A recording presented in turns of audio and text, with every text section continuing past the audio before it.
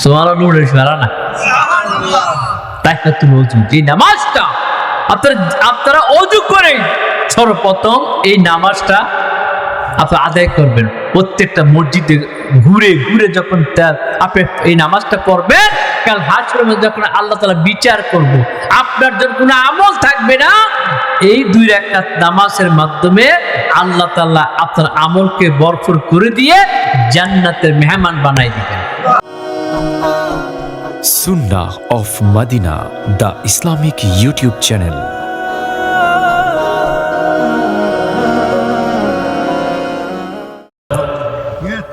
অনেকে হয়তো ঘুমাইতে গেছে, অনেকে হয়তো উমরা করতে গেছে নাকি, অনেকে বাড়িতে গেছে, অনেকে আবার ভোর কথা মনে পড়ছে যাই গিয়া বাড়িতে, ঠিক কিনা?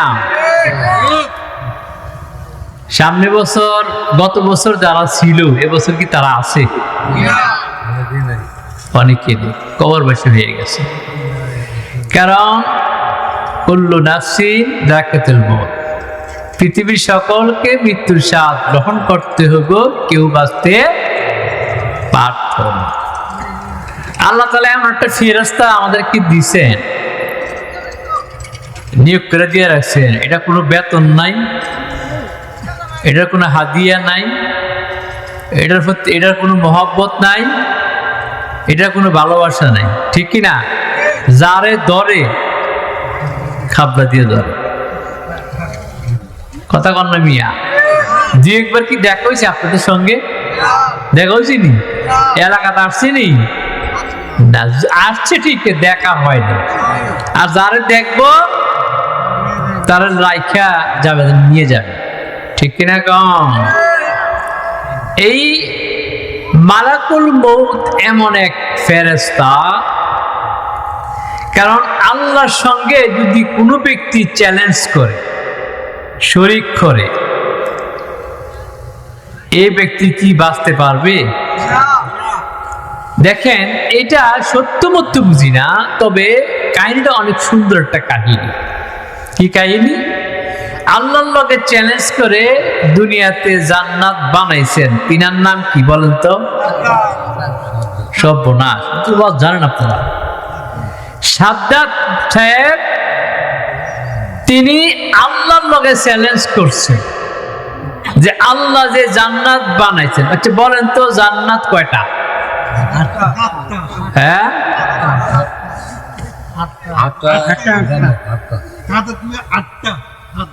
জান্নাত 8টা।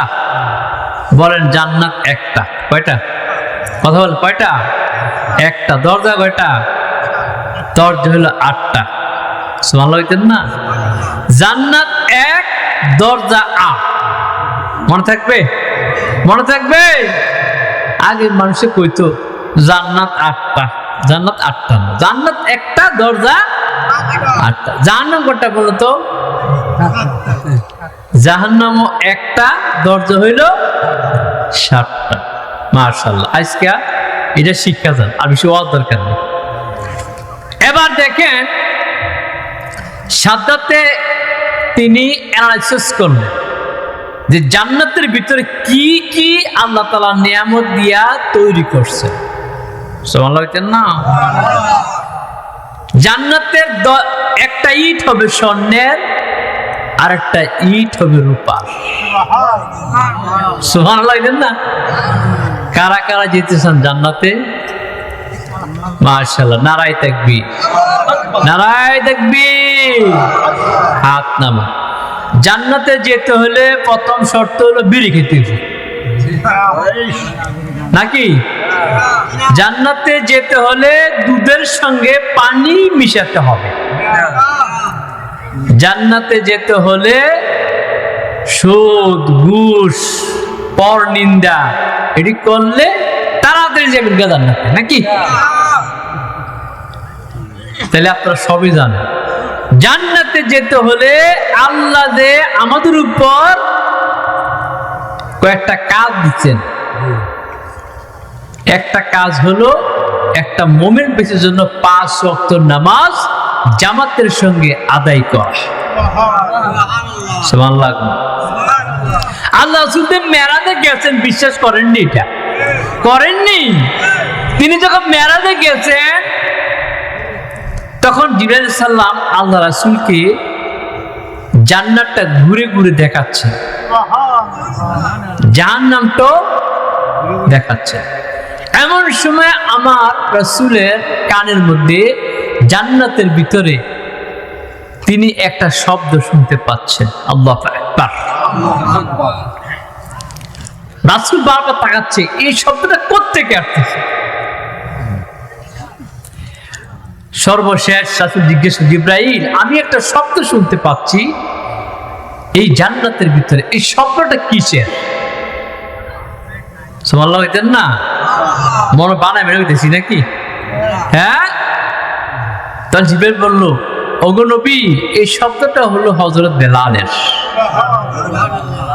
শব্দটা আসতে কোন? এটা হযরত বেলালের। আসলে চিন্তা করলো, বেলালের পায়ের শব্দ আমি জান্নাতে শুনতে পেলাম, বেলাল কি আমল সে করতে। তখন রাসূল তিনি জান্নাত থেকে আসার পথে রাসূলের চাচার লগে দেখা। তিনার নাম কি বলেন তো? হ্যাঁ, আবু জাহেল। বালানা খারাপ, আই সর্বনাশ। আবু জাহেলে হেলান দিয়ে বসে আছেন এভাবে, হাত পাও নাড়তেছে। এমন সময় আল্লাহ রাসূল তিনি মেরাজ থেকে আসছেন। আসার পর জিজ্ঞেস করলো, ও মুহাম্মদ ভাতিজা, তুমি এদিকে আসো। তাও কাম কে আমার কাছে আসো। আচ্ছা ভাতিজা, আমি তো তোমার কাছে নতুন নতুন প্রতিদিন কথা শুনি, আজকে এমন কোন কথা তোমার কাছে আসেনি যে কথাটা নতুন? আল্লাহু আকবার। তখন রাসূল ডাক দিয়ে বললেন, চাচা, আমার কাছে এরকম একটা কথা আছে, দুনিয়ার কাছে এমন এক কথা কারো কাছে নেই। কথা বলো। ডাক দিয়ে বললেন, চাচা, আপনি কি জানেন আমি উম্মে হানির গড় থেকে বাইতুল মুকাদ্দাসে গিয়েছি, সকল নবীদেরকে নিয়ে 2 রাকাত আমি নামাজ পড়ছি। তারপর আমি বুরাকের মাধ্যমে আমার আল্লাহর সঙ্গে আমি দিদার লাভ করেছি। ও চাচা, আল্লাহ তাআলা আমার উম্মতের জন্য 5 ওয়াক্ত নামাজ হাদিয়া দিয়েছেন। এটা শোনার পর আবু জাহেল লাগতো, বাতিজা তুমি কি কইতাছো? কোথায় উম্মে হানির ঘর, কোথায় বাইতুল মুকাদ্দাস, আর কোথায় আল্লাহ? আর তুমি না কি সেখানে দেখা করছো? বাতিজা, এটা কি সত্য? সুবহানাল্লাহ হইতেন না? আবু জাহেল এটাও জানে যে আমার বাতিজা মিশা কথা কয় না, আলামিন বিশ্বাসী। এরপরও শয়তান তো শয়তানে কি কর, বাতিজা এটা কি সত্যি? আমি কি এটা প্রচার করবো? আল্লাহ রাসূল বললেন, চাচা আপনি প্রচার করেন। আবু জাহেল কি নাইস মনে করছে, প্রচার করলে তো বাতিজা শেষ, পাগল বলবে, উম্মত বলবে মানুষে। উনি এই নিয়তে বলছে, বাতিজা আমি কি প্রচার করব? বলে, চাচা আপনি শুরু করেন, কোনো সমস্যা নেই। আবু জাহেল লাফাইতে লাফাইতে মুসলাঙ্গিতে দৌড়ে ডাক দিয়ে কয়, দেখা হয়ে গেল আবু বকরের সঙ্গে। আবু বকর এদিকে আসো, আমার বাতিজা পাগল হয়ে গেছে। নাউযুবিল্লাহ কর, পাগল হয়ে গিয়েছে। কি কয়? আমার বাতিজা নাকি ওই উম্মে হানির ঘর থেকে বাইতুল মুকাদ্দাসে নামাজ পড়ছে, আল্লাহর লগে দেখা হয়েছে, 5 ওয়াক্ত নামাজ দিছে। আল্লাহু আকবার। আবু বকর বলে, এটা কি আমার রাসূল বলছে? আবু বকর ছিল আল্লাহ রাসূলের বন্ধু, ব্যবসায়ী পার্টনার। এটা কি আমার রাসূল বলছে? হ্যাঁ রাসূল বলছে। যদি আমার রাসূল এই কথা বলে থাকে তাহলে আমার রাসূল যা বলেছে তাই সত্য। রাউদিলে খাইছি রে, আমি কুয়ে দেন দাদা বিপদে না বললাম। অন্ত আমি কথা বলে বিপদে পড়লাম, কারণ সর্বপ্রথম নামাজের দাওয়াতটা আবু জাহেলের মাধ্যম দিয়ে শুরু হয়েছে। সুবহানাল্লাহ। সেই রাসূল যখন মেরাজ থেকে আসলেন, আসার পর তিনি নামাজ পড়ার পর ডাক দিলেন, বেলাল এদিকে আসো। বেলাল তো খুব সুন্দর ছিলেন নাকি? খুব সুন্দর ছিলেন, এমন কালো ছিলেন বেলাল, বেলালের মতন কালো, কুচকুচে কালো এই দুনিয়াতে আর কেউ নেই। কারণ জানেননি, কালো মানুষ আর বুড়া মানুষ তারা জীবন যেত না জান্নাত, জানেন এটা আপনারা? জানেননি? আয় হা, বুড়া মানুষ আর কালা মানুষ একবার এক মাহফিলে পেয়ে বসে বিপদে। বুড়াটা গায়ে আমরা কইছেন কথা, আসলে যারা জান্নাতে যাবে আল্লাহ তাআলা তাকে তর তাজা যুবক বানাইয়া জান্নাতে নিব, আর 70টা বউ দিব। সুবহানাল্লাহ, 70টা হুর দিব। এত হুদে কিটা করবেন আমরা? এবার রাসূল জিজ্ঞেস করলো, বেলাল তুমি এদিকে আসো। বেলাল, আমি যখন মেরাজে গিয়েছিলাম জান্নাতের অনেক নিয়ামত রাসূল দেখছেন অনেক সময়। ডাক দেখো, বেলাল আমি জান্নাতে যখন হেঁটে হেঁটে আমি দেখতেছি, জিবরাইল বলল তুমি নাকি, আমি একটা পায়ের শব্দ শুনতে পেলাম। জিবরাইল আমাকে বলল এটা নাকি তোমার পায়ের শব্দ। বেলাল তুমি এমন কি আমল করো যে আমলের কারণে জান্নাতের ভিতরে তোমার পায়ের শব্দ শুনতে পেয়েছি। বেলাল ডাক দিয়ে বললেন, ও নবী আমার কোনো আমল নেই।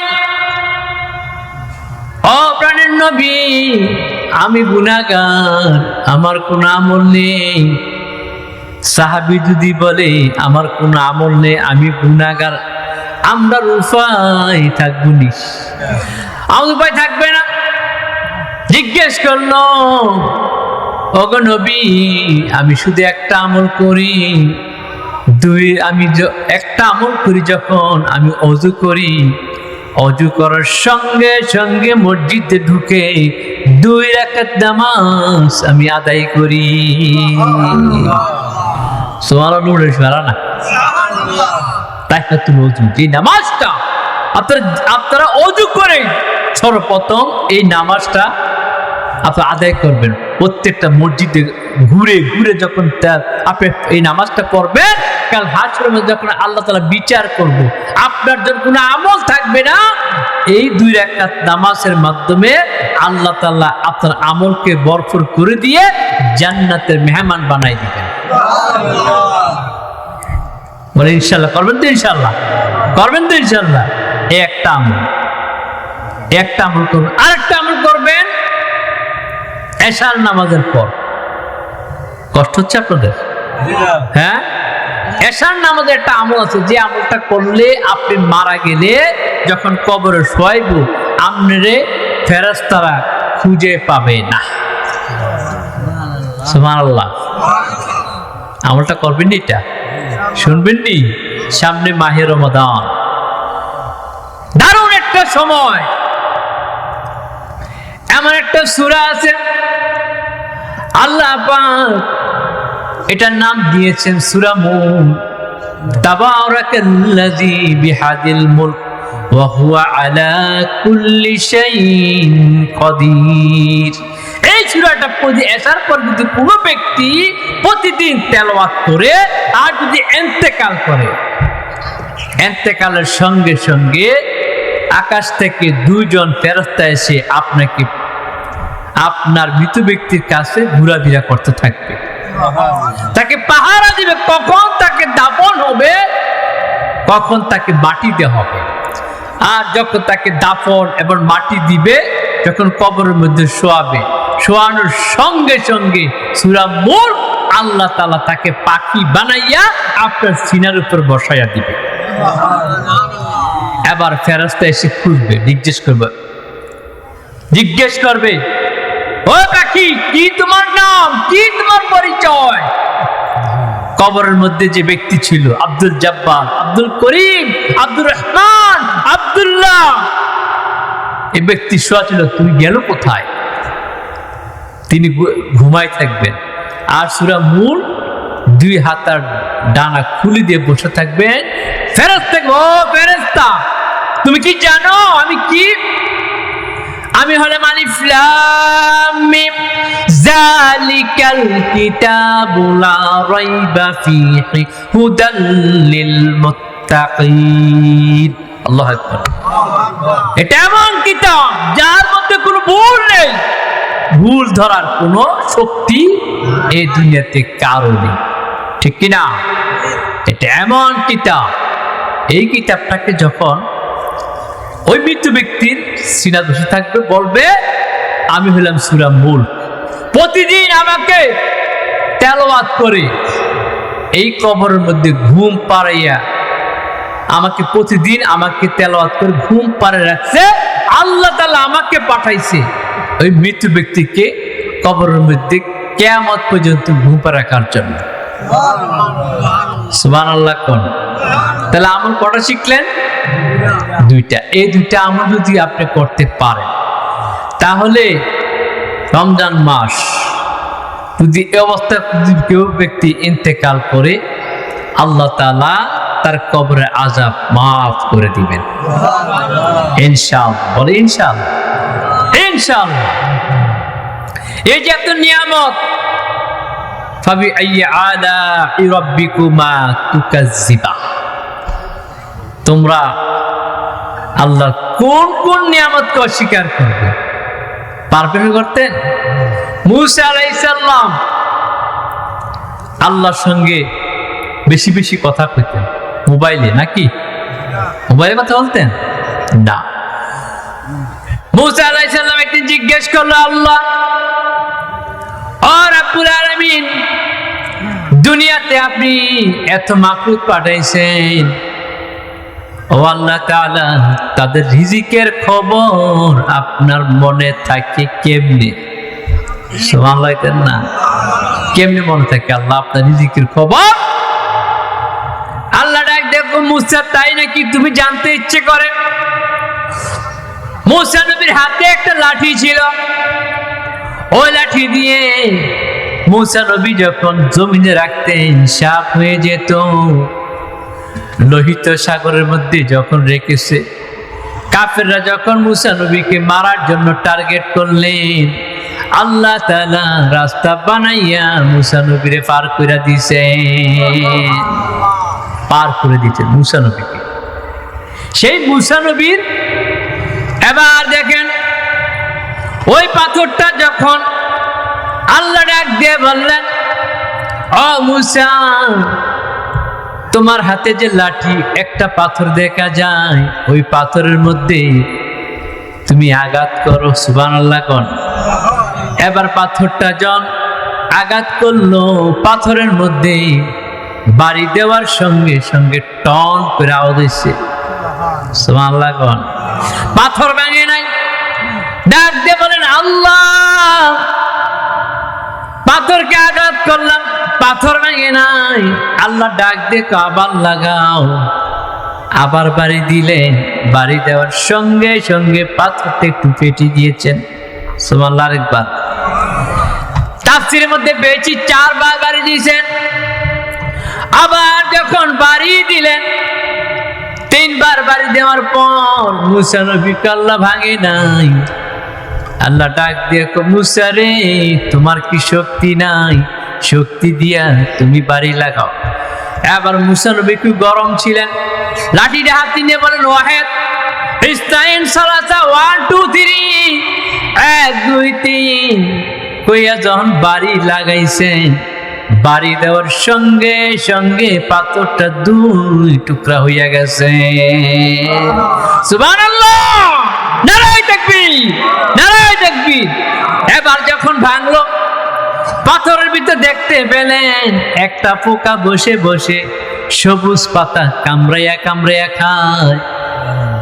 সুবহানাল্লাহ। একটু পরে হয়ে এবার আল্লাহ ডাক দেখো, মুসা রে, রিজিকের খবর মনে থাকিনি? মুসাকে, আল্লাহ, আমি জানতে চেয়েছি, পরীক্ষা করার জন্য না। আল্লাহ কান লাগাই শুন কি কয়। কান লাগাই শুনলেন, ওই পোকা কামড়ে কামড়ে খায় আর জিকির করতেছে আল্লাহ।